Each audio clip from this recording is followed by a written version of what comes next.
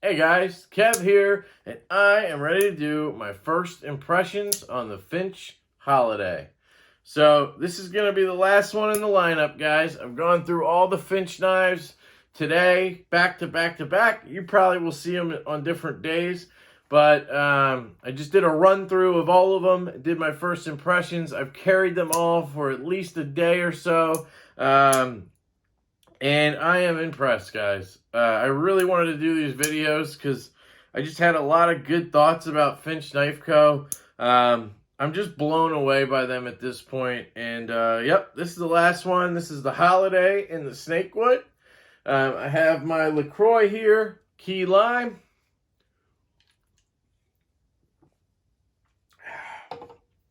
LaCroix will eventually reach out to me and offer me a sponsorship. But until then, please, LaCroix, please reach out to me. I'm having so much trouble spending $3.99 on a case.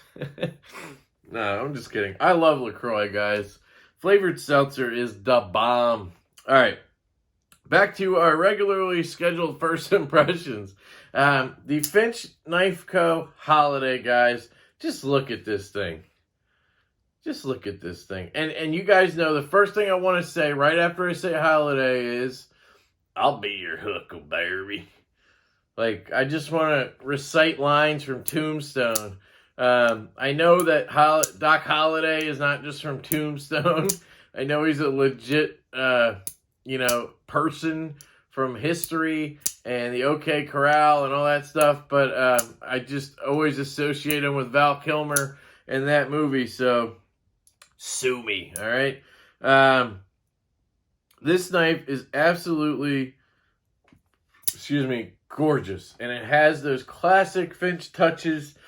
I'll get into that. If you've seen my other first impressions, you'll know what's coming. But let's look at the aesthetics here, guys. We have this very neutral rectangular handle here.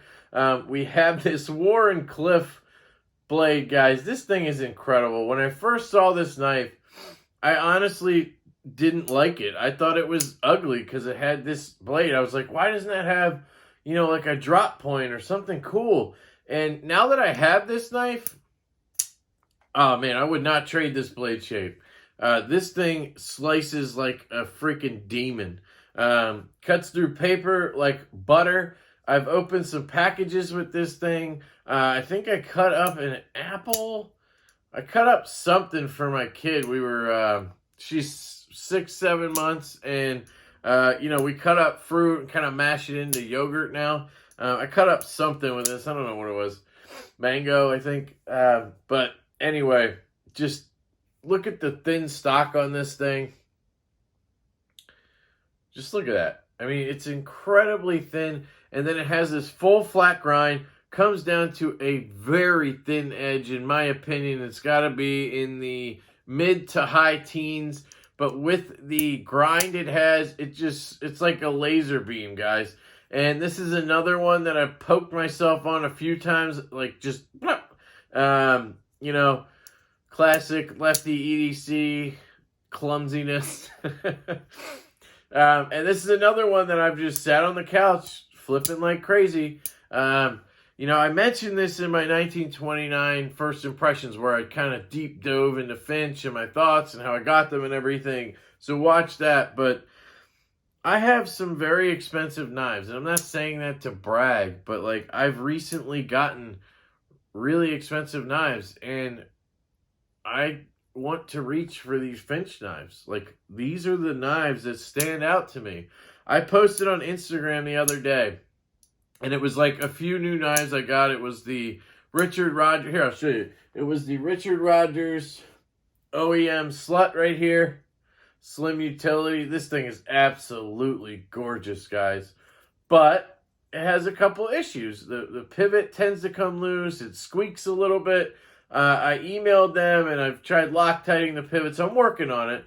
But, for a very expensive knife, you would expect things to be perfect, right? But anyway, I posted this. I think I posted this. This is my Vero Mini Impulse I just got, which I also love. But again, I had to tune that when I got it. I posted one other one I can't even think of right now. Oh, I think it was the Brian Brown Knives Jaeger M, which you probably saw my unboxing on that. I've already sold that to my buddy Jake, so if you want to check that out, check it out on Bearded Gear. Shout out to Bearded Gear there. He'll have it on his channel. I sold that to get a Vero Axon, and that knife just didn't work for me left-handed. But anyway, I posted all those knives. All of them are in the $450 to $500 range. This knife, or the one I posted, was the 1929, and that's $120. Currently, that's probably my favorite one out of the bunch.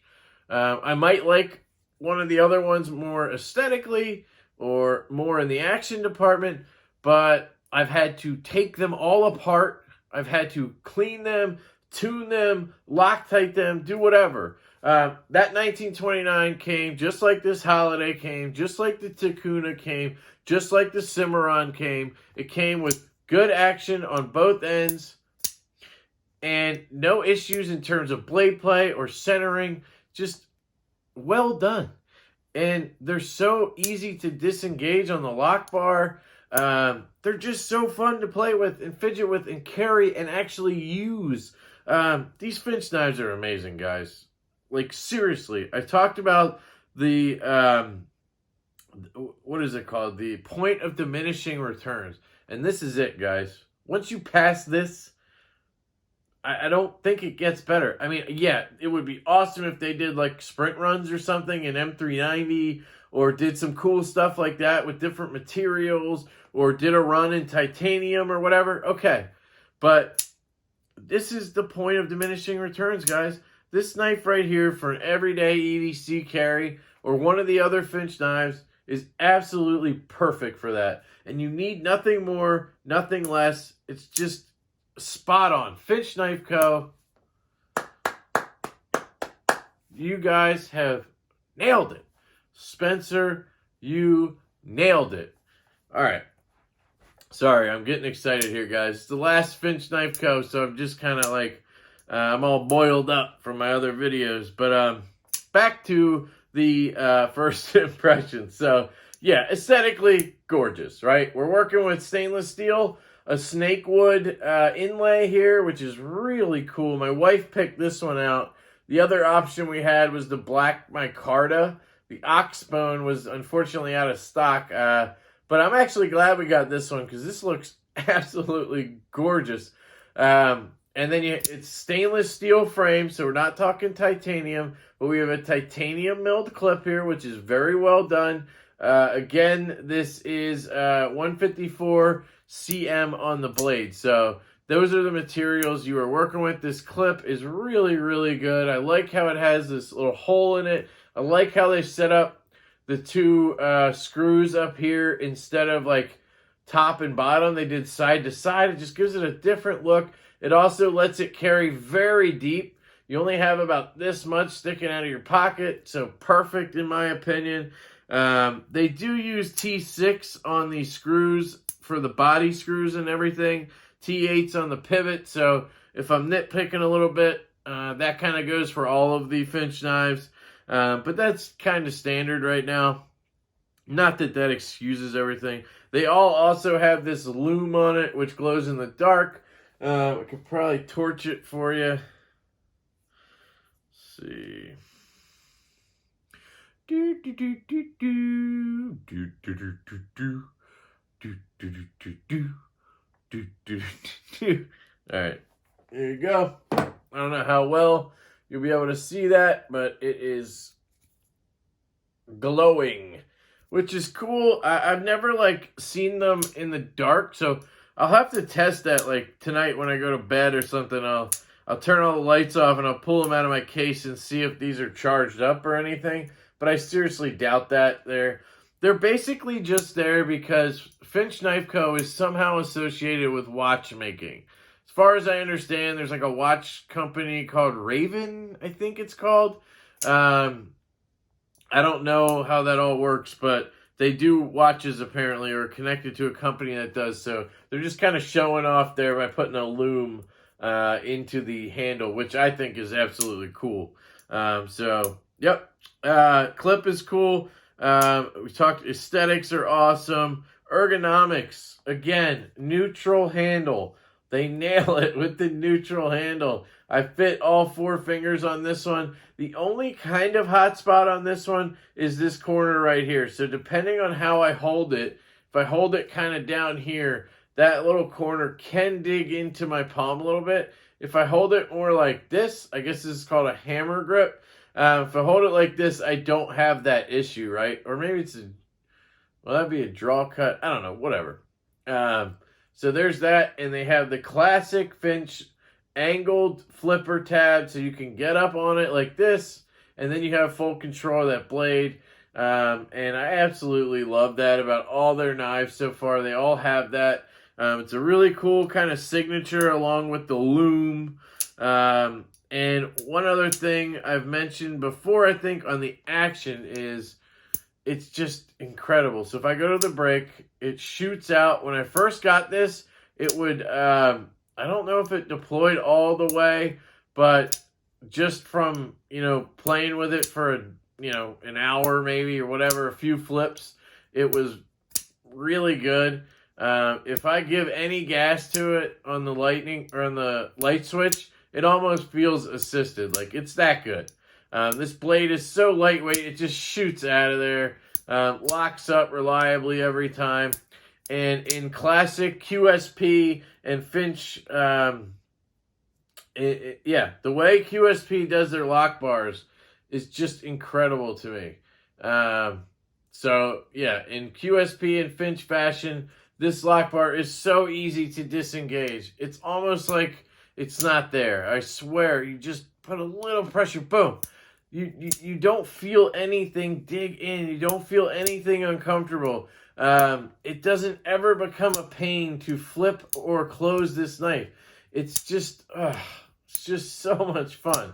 Now, I will say, as a lefty, it's a bolster lock, right? You see that? Same with the 1929. It's a bolster lock, right?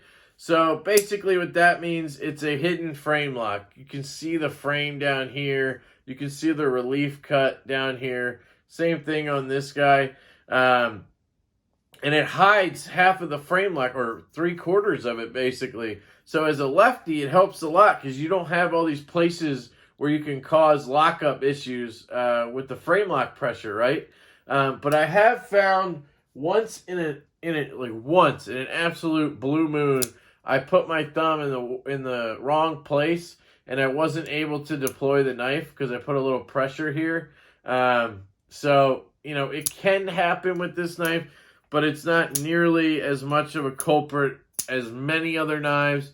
And again, with flippers, it's less of an issue unless they're like really tiny and really thin, like the Easy C 1.0. That was an issue for me on that one, which is why I love the 1.5, because it's a liner lock. But anyway, I did want to mention that. But guys, Finch Knives just kills it. Again, with the holiday, I'll be coming with full reviews on these, and you could probably look forward to them being extremely positive. I recommend them all, basically. I love them all. They're just so fun, and I want to collect them all because they're different. That's the cool thing. Like, a lot of times with knives, I don't need multiples. Like, even if they're different, like the bug out and the bail out and the mini bug out, great. I have a bug out. I bought a bailout. I sold it. I haven't even tried to get a mini bug out because it's the same thing, right? It's basically the same knife. It's either bigger or smaller, whatever. These knives are just so different. I mean, look, this is the Holiday. This is the Takuna. This is the Cimarron. And this is the 1929.